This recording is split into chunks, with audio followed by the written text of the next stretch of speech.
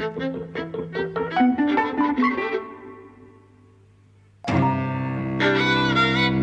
and welcome to Eavesdropping at the Movies. I'm Mike. And I'm Jose.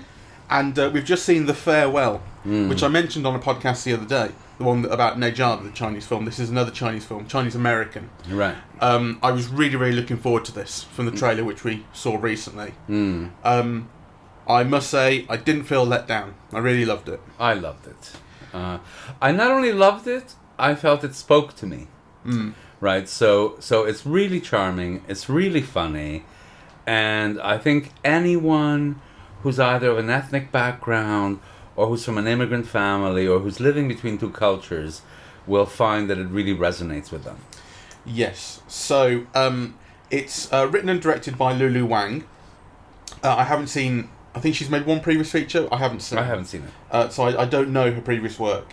It stars Awkwafina, who was in Ocean's 8 and Crazy Rich Asians, which we both quite liked. Yes. She plays this character, Billy, who is American raised, moved over when she was a kid. Yeah. Hasn't been back home in a long time. She gets this news from her family that her grandmother, played by Zhao Shuzhen, forgive the pronunciation. She's wonderful. Who's absolutely fantastic. She has lung cancer, but her family, her sister looks after her, and her family aren't telling her. So everyone knows this, and so there is this. That is the kind of central tension to the film. But actually, I was surprised at what an easy watch it was. I think from the trailer, I was expecting it to be more challenging and more heavy. Yes, it's laugh out loud funny throughout, in what you expect to be, something that's emotionally wrenching. And actually all the emotions that you feel are kind of gentle ones, like, love, acceptance, forgiveness. And actually for quite a lot of the film, so what happens is everyone kind of congregates in China. In the place is Changchun, which is in northeast China. It has, I think the province has borders with Russia and North Korea, so it's that area of China. Everyone congregates there for ostensibly the wedding. Well, it is the wedding of her cousin, Awkwafina's cousin. So there's a big extended family comes in. You've got uncles, aunts, cousins. Everybody's there. But of course, everyone knows that Grandma has cancer, and no one is telling her. And I think, despite the fact that it is about this questions of death and loss and lying, to kind of, and whether it's to protect someone, that sort of thing. So much of the film, actually, I just really loved being part of this family's world. Yes. Like, it didn't need the sort of cancer story in a way. I love just being in their home. Yes, but it very much needed that thing, because actually, I think, the film is about family. It's about cross-cultural differences. Right, so there's a lot of argument. Oh, is China better? Oh, but you're Chinese. Well, I know, my passport is American. Is New York better than China? Right, like there are all those things, right? Which really kind of resonated with me. And so actually, you need a narrative excuse to bring all these people together. You need also the cultural convention that's at the center of the narrative, that it is customary and expected in China to not tell the truth on these occasions, whereas actually it's kind of illegal in America.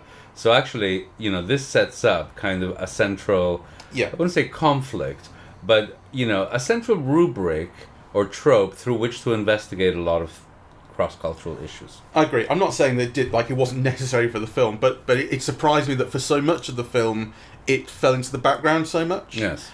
And that in those scenes where everyone's kind of having dinner, teasing each other, talking to each other, grandma is constantly sort of lightly insulting various members of the family, saying "you look sad" and all that sort of thing, like the way grandmas are. Yes. The cancer story sort of does fall away very much so in those scenes, and I just had a really good time being in this family's world. And part of it, from the perspective of a white British person, is being invited into a world and a set of experiences that I don't share. Some of them are, some are kind of universal, yes, families and things, but part of it is very specific to China. Well, actually, I mean, one of the wonderful things about this film for me is that it in fact did remind me so much of my family. I think my family, and especially my extended family, is just like that, right? But of course, you know, when looking at films that represent another culture, you're always measuring both what it is like, how it is the same, you know, and how it is different. And my take on it was that actually almost all of it was the same, except they were in a different country, you know, they had different rituals about funerals and about weddings, but not that different, right? But the family dynamics in many ways were kind of very legible to me, very understandable. They were like my own families. Yeah, exactly. I think one of the biggest cultural differences that occurred to me is the scene where they go and visit their granddad's grave. Yes. And they bring sort of gifts and presents, and this thing about how they have to open bags of chips and cookies and things to leave them on the grave because otherwise he won't be able to eat them if they're not open. And the thing about lighting a cigarette for him. Yes. And Grandma says, he doesn't smoke. He gave up smoking just before he died. And then the son says, no, he kept on smoking. He just told you that he didn't. And so they light the cigarette for him. And it was really funny and really sweet.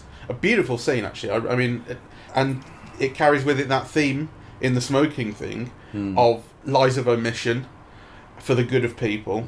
That's something that kind of, I mean, that's obviously a very strong through line through the film. Well, I mean, the film is, so a couple of things. I mean, first of all, the film in many ways is not too highly skilled, right? So kind of, you know, if you're looking about aspects of mise en scène, you can tell it's not a very experienced person, you know, and kind of relatively little is done visually or kind of through camera movement or whatever. But on the other hand, it's a really accomplished film in terms of tone and also in terms of bringing out different dimensions of a story, right? So the central thing, in a way, is like this Chinese-American kind of thing where, you know, one of the uncles says, well, the difference between China and America is that in America, kind of everything is individual, and in China, you know, you are part of a family, you know, and part of society. And you have an obligation to them, and in relation kind of to whether you tell your grandmother or not, you know, that she's dying. You know, in America, you tell her and then you absolve yourself of the guilt and the burden, whereas here you share the burden collectively as long as possible, and that's the difference between America and China. Yeah, the East and the West is how. East and the West, yeah. Am I as widely as he paraphrasing puts that it correctly? Yes. Yeah, East and West. And yeah, because Awkwafina's character Billy is very much questioning why are we hiding this from her? She should know. Yes. And the rest of the family, certainly that uncle, very much believes that it is their burden to carry for her. Yes. And there's also this thing very early on about someone saying that there's a phrase in China, there's a saying in China, when you have cancer, you die. Which is quite a funny line. But there is this thing about how Grandma's husband, they didn't tell him, she didn't tell him that he had cancer until just before he died. So they're doing the same thing. It was quite customary in Spain as well. Yeah. You don't tell people because what good does it do them? So you try to make, you know, their last the little time that they have left in this world as enjoyable and carefree as possible. That's the idea behind it. Well, that's certainly one way of looking at it. I think the film does question that. So in that scene that you brought up where the uncle explains to Billy sort of his perspective on why they are keeping this from the grandma, he talked about guilt, as he said. He talked about you want to tell her because then you won't feel guilty for hiding it from her. Something along those lines. You want to just assuage your own guilt. But I kind of felt like I kind of didn't entirely believe him. I sort of felt like he and his perspective is about not wanting to face something difficult. I didn't feel that at all. I felt that they genuinely believed that. And also, I think the only question was, are her affairs in order? And the answer is yes, right? We're told that her affairs are in order, right? And, you know, and the whole family is part of it. So the aunt is saying, I will tell her when it's time to tell her, right? And I think there's this very kind of gentle thing about, one of the things that I questioned is, does the grandmother herself know? I mean, is she keeping face for not to worry her children and grandchildren, right? That she's going to be okay. So I think that there is, part of what I love about this film is that, it's so kind, it's so well meant, and it doesn't disguise that there are problems, right?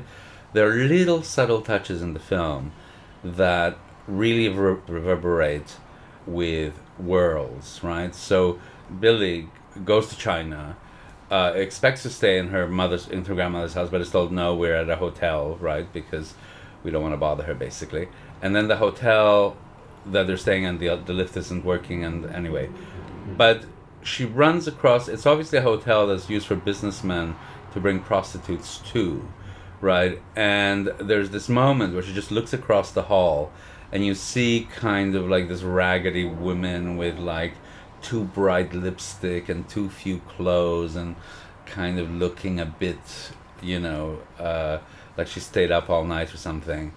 And there's this look between the women, that I think is really kind of quite interesting. So, on the one hand, you're told, oh, China's fantastic, you can be a millionaire overnight, and right, but then you see all of these things kind of, on the margins of that, and that's just, one moment of that.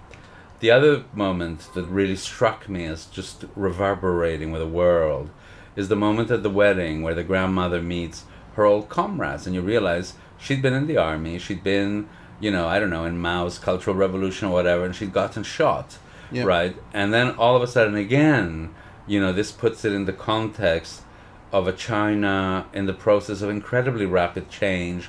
You connect her having been in the army and these men having been in love with her, and so on. Also with, her house that has disappeared, and, the whole area has been rebuilt, and all you see are like skyscrapers and, kind of, with apartments. Cranes, skyscrapers still being put up. You see kind of continued regeneration. And so this very gentle story, which is really at the heart about the relationship between a grandmother and her granddaughter. The grandmother living in China, the daughter in New York. So, it's about this relationship, but cross-culturally, nonetheless takes place in this very, very rich world. And within an analysis of that world, the film is saying something, right, about that. So I loved it. The relationship between the grandma and Billy is through her son, or son/dad. That's the side, it's the dad's side, I think, that grandma is on. And I think I might have liked a little more focus on him, because he's going to lose his mum as far as he knows, which is, very difficult. But there's also a sense in which he too is kind of caught between cultures. He has an American accent. So, we don't know his past exactly, but he has an American accent and he speaks English with his daughter.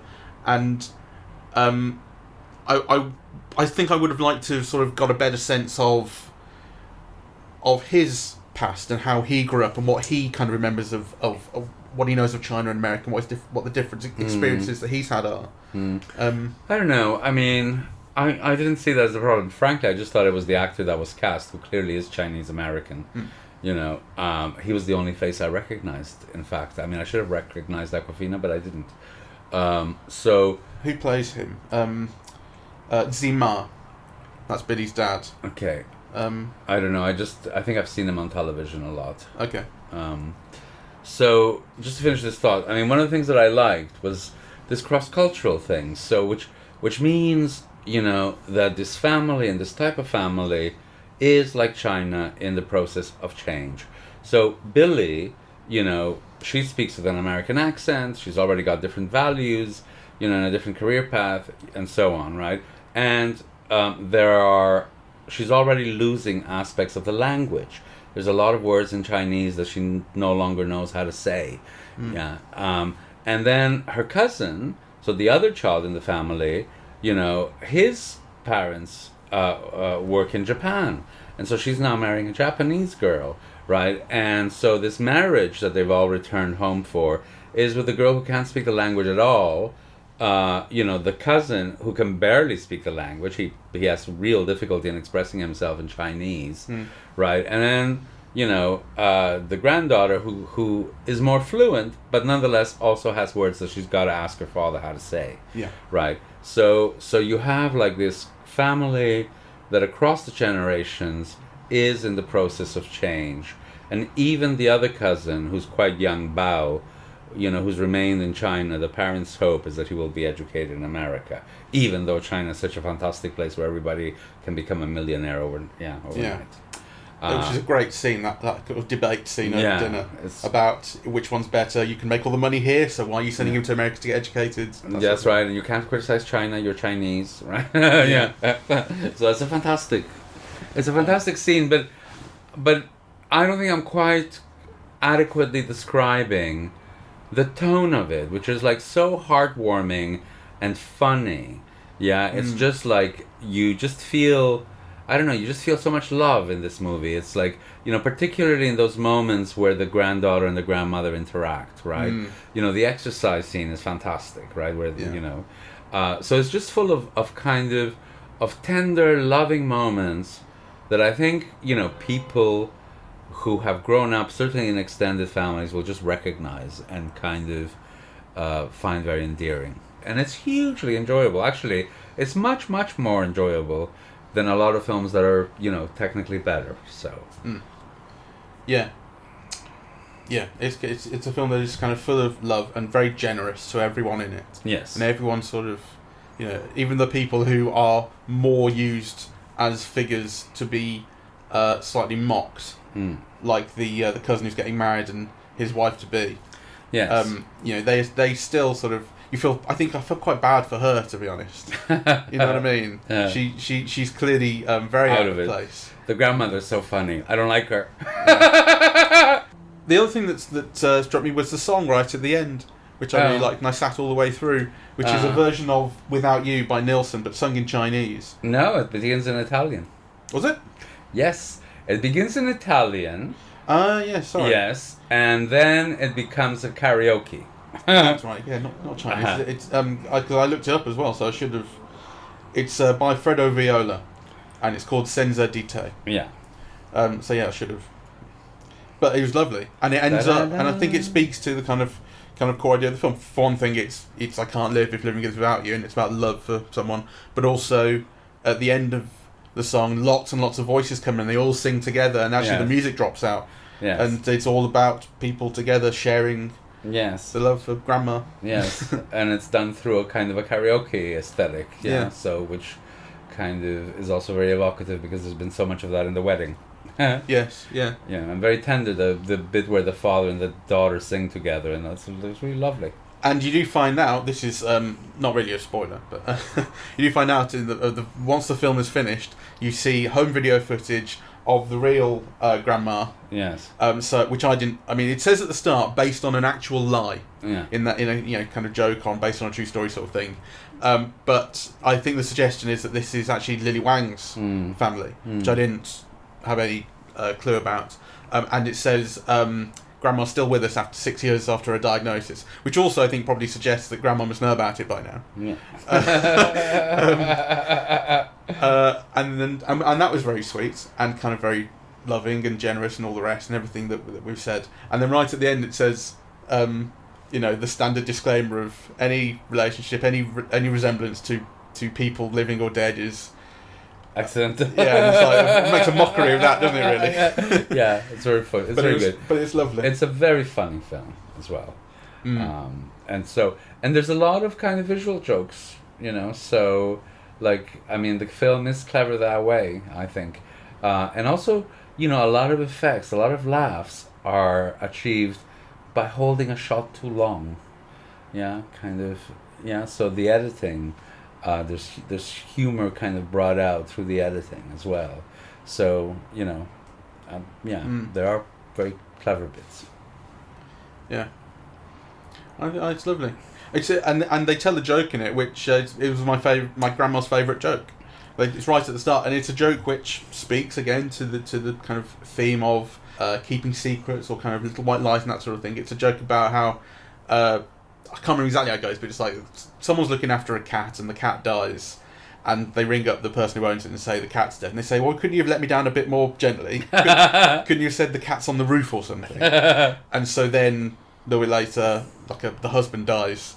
And they say, yeah, your husband's on the roof. And that was my grandma's favourite joke, which I didn't know until she died a few months ago. And then my uncle told it at her funeral. And there's also something about how, I think my gran she was like on holiday in Florida in the 80s maybe, and someone died, and someone rang her up and said, yeah, he's on the roof. And that's how they told, and she loved it. You know? So weirdly, that sort of spoke to me in a quite personal way. Right. I recognised that right at the start. But again, that speaks to this central question, which the film never resolves, of is it right to withhold this information from her?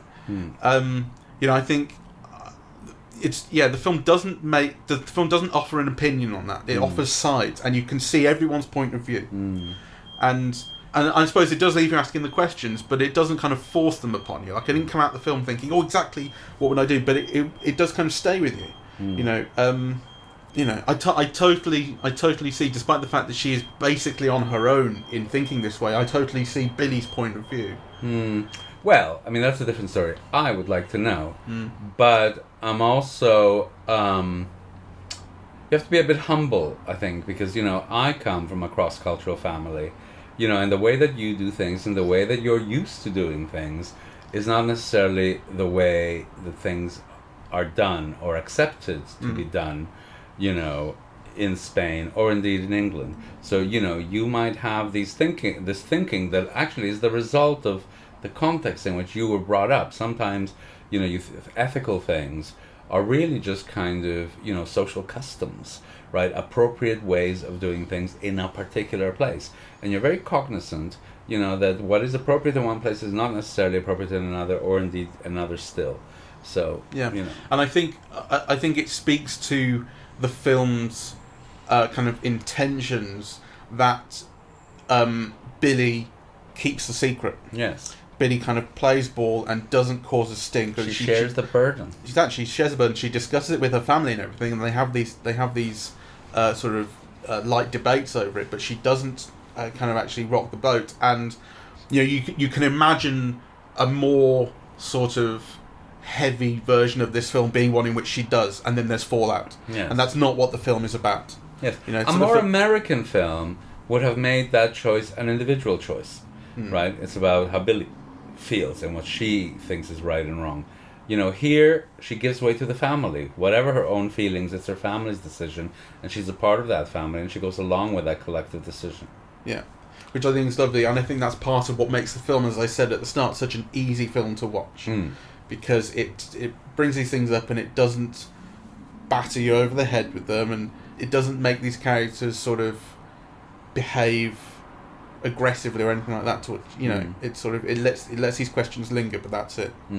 I do want to mention, I think we mentioned it just in passing, but we must mention Zhao Shuzhen, who plays Nai, the grandmother. Ah, yes. Who I've never seen before. I don't know what else she's been in, but she steals every scene she's in. Yes. She's this wonderful focus. Yes. She's bubbly and light and very grandmother real.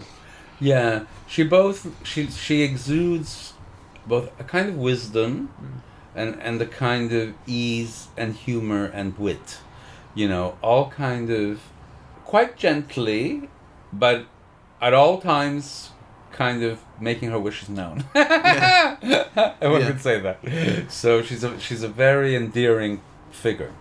And she and Awkwafina, as her granddaughter, have fantastic chemistry. And as you say, those scenes where it's just the two of them talking about it, it's very often it's kind of grandmother giving Billy advice or kind of expressing her wishes for her, that sort of thing. But the chemistry between them is fantastic, and you get this really beautifully conveyed sense of how much Billy misses her and loves her. She hasn't seen her in a long time, and she's so happy to kind of be back with her, despite the fact there is this lingering, pressing burden that is on Billy. Yes, throughout those scenes. So you get the sense that part of that closeness is because they are in telephone contact all the time, right? Like the opening scene lets you know that, right? Yeah, it's a phone call between the two of them.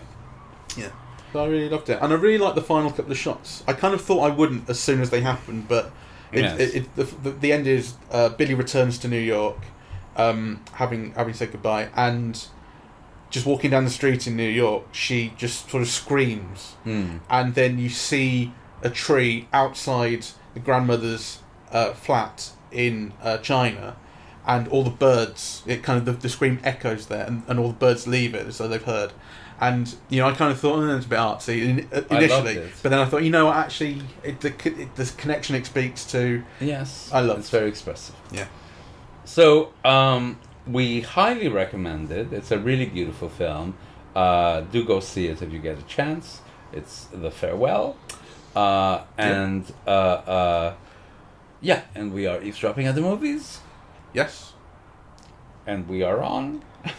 I should know this by now. We're on iTunes, SoundCloud, and YouTube.